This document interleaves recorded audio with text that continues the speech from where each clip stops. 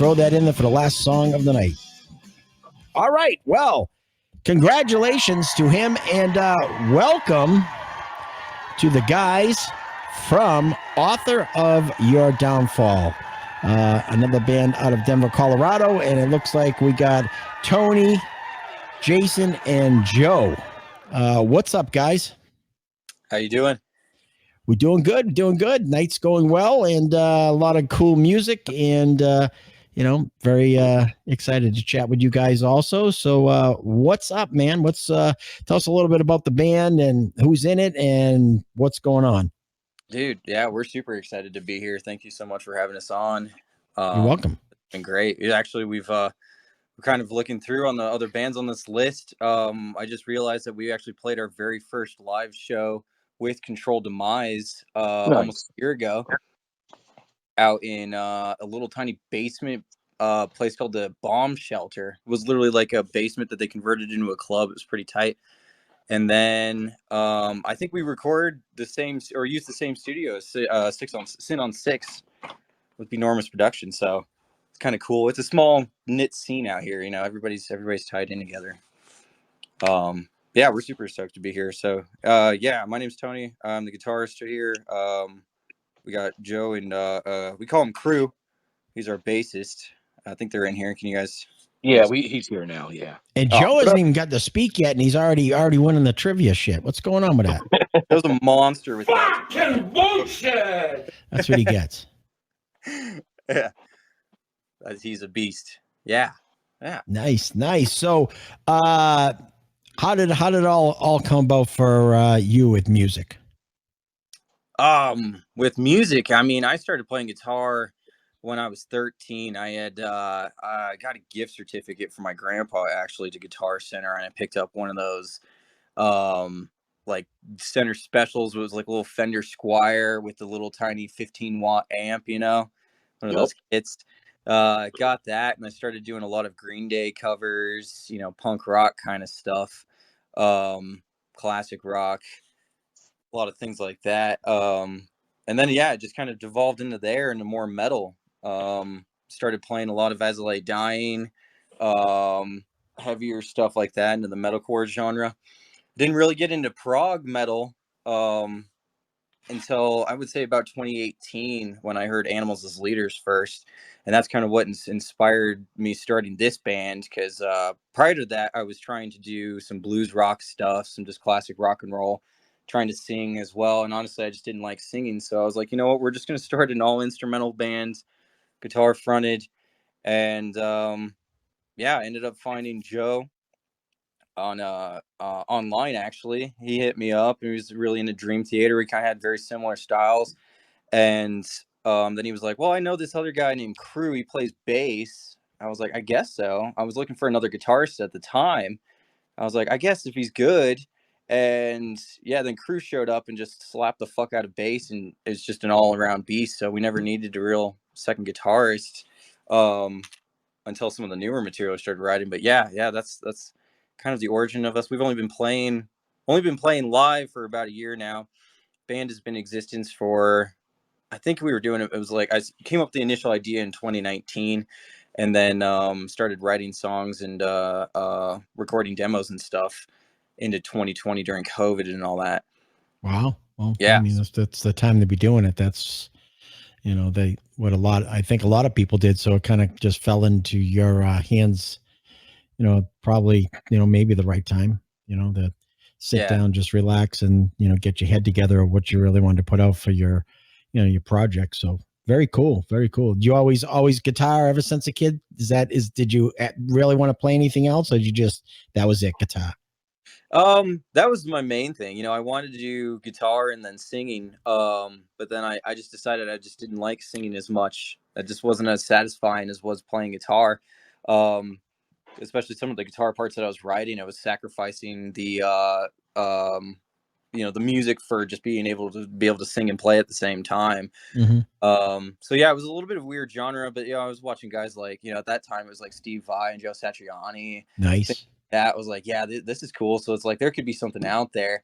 I didn't think it would get this far, it was kind of crazy. So I wrote the first album just in my bedroom, And then I was just like, well, I guess, I'll see if it turns into anything. Maybe I'll start a band or maybe I'll just keep it online. But yeah, then I ran into Joe and crew, and it really took off from there. I mean, it's gone so much farther than I could have done it by myself. So yeah, I also dabble a lot in keyboard and synthesizers. I really Nice. enjoy that. Yeah, that's kind of my pastime. Like I'll just sit down and just mess around with different patches and synth settings that I have. So you'll hear a lot of Let's that. you and I talk later. What's it? Yeah, yeah. No, dude, I'm way into that stuff. So any knowledge you have, let me know. Like I'm a huge Nice. nerd about that. Um, yeah, so always been guitar. I started getting into extended range guitars with the progressive metal genre direction that we started going. So we're actually using 8-string guitars on this Wow. on the current record. Yeah, so Do you follow it's a animals little as bit. leaders at all? I'm sorry. Do you follow animals as leaders? Oh, absolutely. Yes, yes. That Yeah, is one they're of my from Baltimore. They're top from my favorite. neck of the woods. Yeah, no, they're huge influence on it, as well as Intervals and Polyphia. All those guys. So Nice. big fan. Yeah. Very Um, cool. Very cool. How about let's jump in with Joe. What's up, man? Let's see if Joe can get the mic. Come on. Yeah, got it. He's movie got to Bottom hit right the of your button screen, the unmute button. right on the. There you Whoa, Technology. go. man! You almost got the button. You almost got it, I I thought I hit it, and then I unhit it, and then I hit it again. So, dude. I would have pulled that request right off your pants, there, man. It would have been gone. Gone. You wouldn't have even had a chance.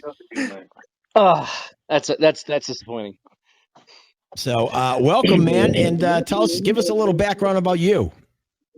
Well, not much really. I'm really I have a music degree. So I studied percussion and vocal stuff.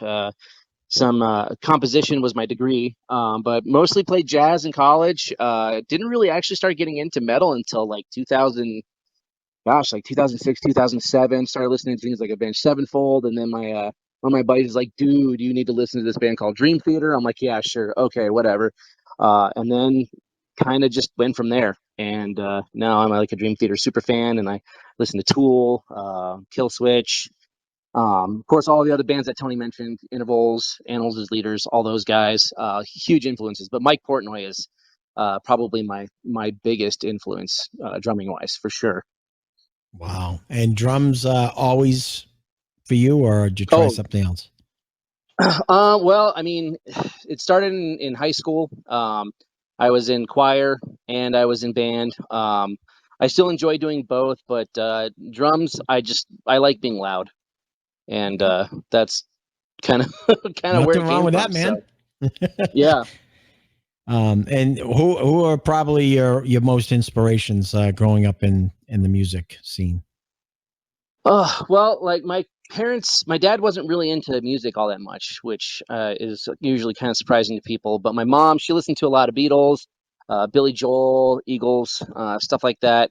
I still enjoy some of those bands, but really, when it comes down to it, like if anybody asks me the style I try to emulate, I say it's Mike Portnoy with former drummer for Dream Theater, just because he kind of proves that you can be like a really awesome prog metal drummer, but not have like all the crazy like technical chops, that you see with like Danny Carey and guys like Mike Mangini, who's literally just a robot in skin. He's literally a Terminator. He was sent here from the future. But yeah, I would have to say that really it's just kind of the whole prog metal scene is really my jam and has been for probably the last, I don't know, 10, 15 years. Very I keep nice. calling out all these Baltimore-based bands, but do you get into Periphery at all? Oh yeah, Matt Halpern's a Yeah. monster. Yeah. Very cool. Very cool.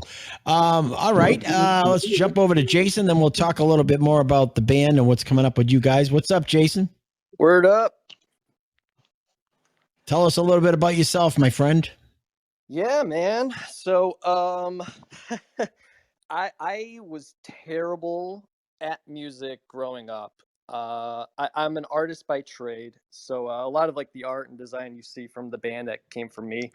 But yeah, it wasn't until like high school my buddy was like, we had connected and told him that I just purchased a bass, and he's like, dude, you play bass? And I was like, well, no, I literally just bought it like a couple hours ago.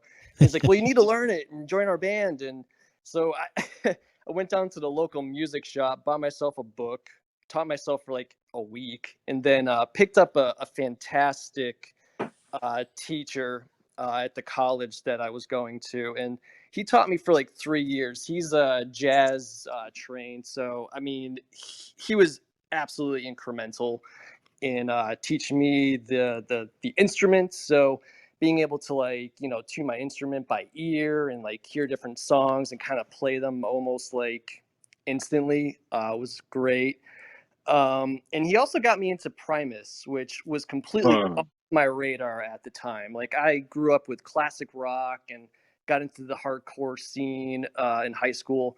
So discovering Primus was just mind blowing, and realizing that the dude was not only doing that whatever he does on the bass, but he's singing at the same fucking time was yeah, like incremental. So him, I owe a lot of my inspirations to Les Claypool, even Fieldy back then, but really like Ryan Martin from Mudvayne, I think like really solidified how I wanted to play the instrument. And I still like when you listen to our stuff, like I have a lot of that Ryan Martin sensibilities, but it's kind of held back a little bit, playing off those jazz rock prog influences that I think really describe Author of Your Downfall. So yeah, that's pretty much me in a nutshell.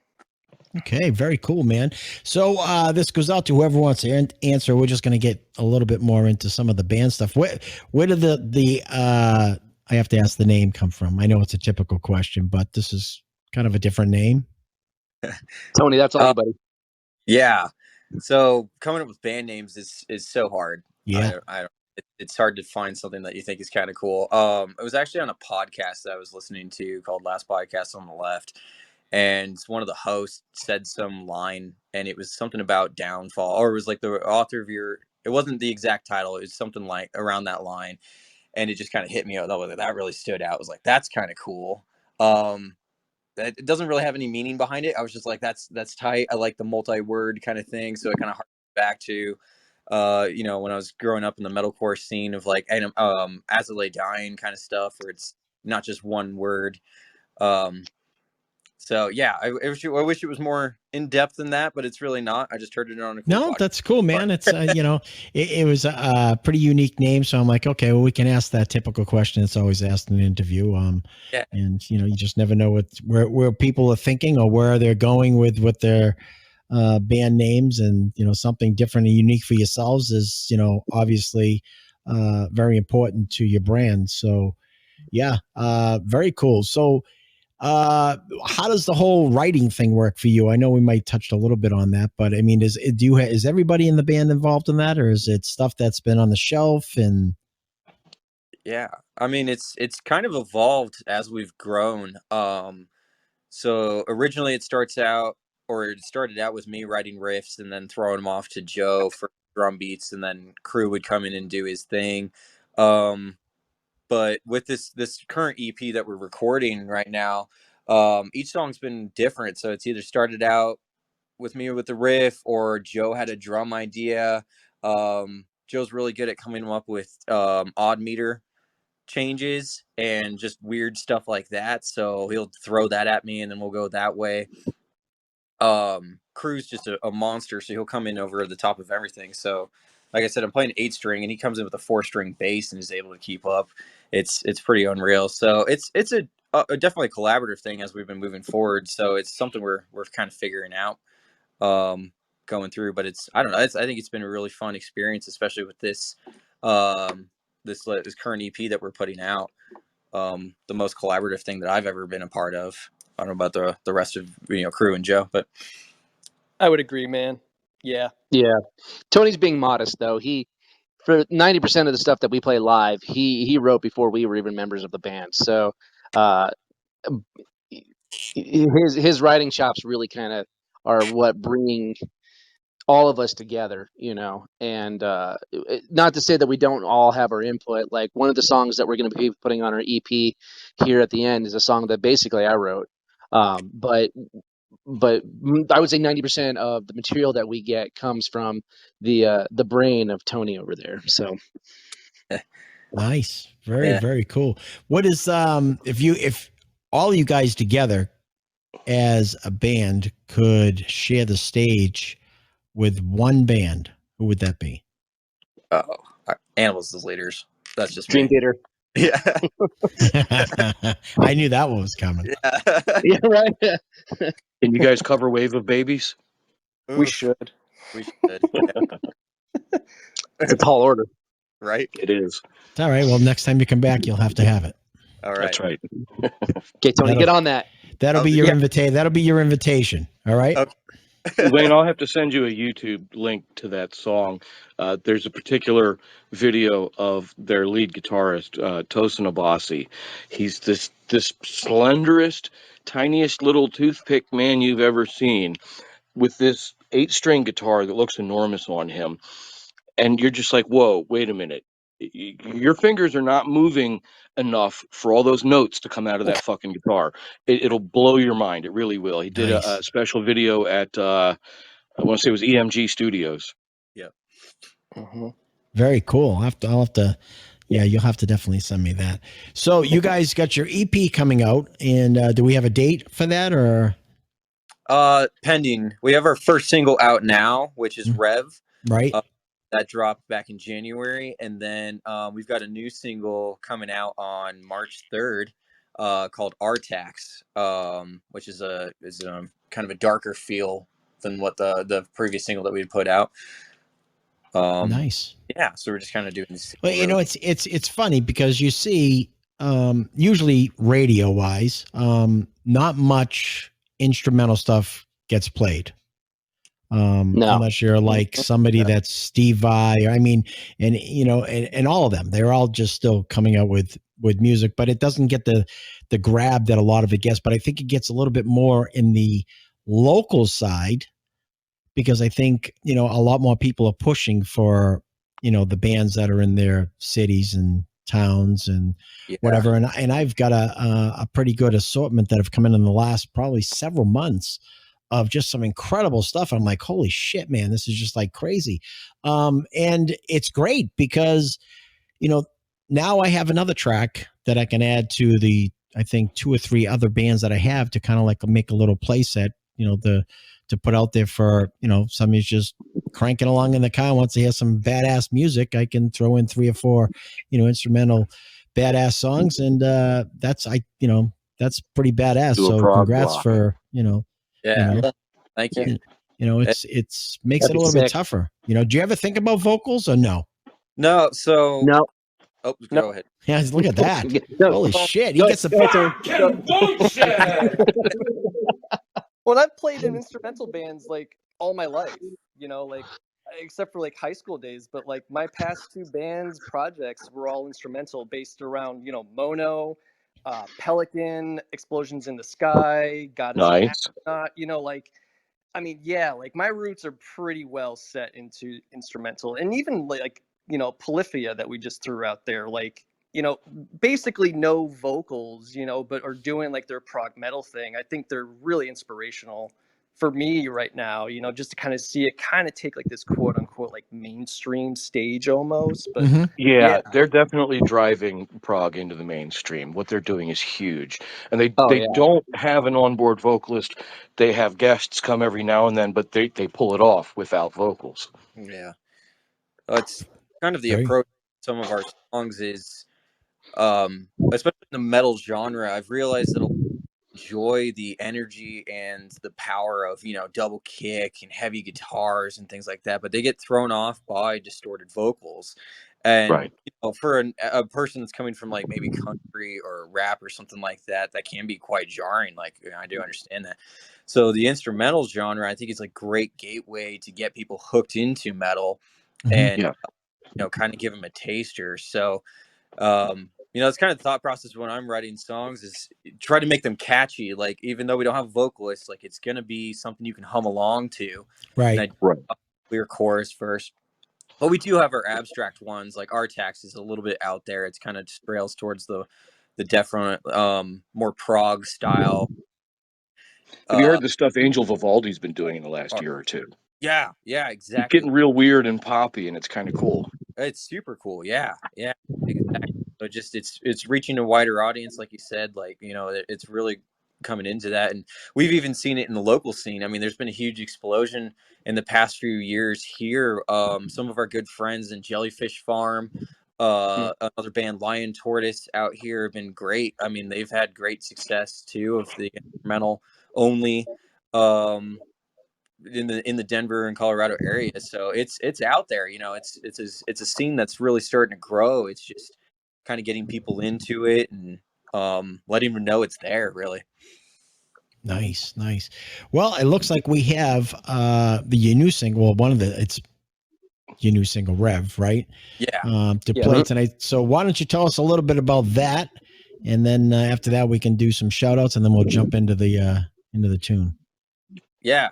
So this song was, again, just kind of like an introduction. I wanted to be an easy, like, slide into the prog metal genre. So I kind of went into it with the mindset of going to be writing a 90s rock song, but obviously no vocals kind of thing. So it's got a lot of elements like that. It's got some power chords and just, you know, straight 4/4 sections.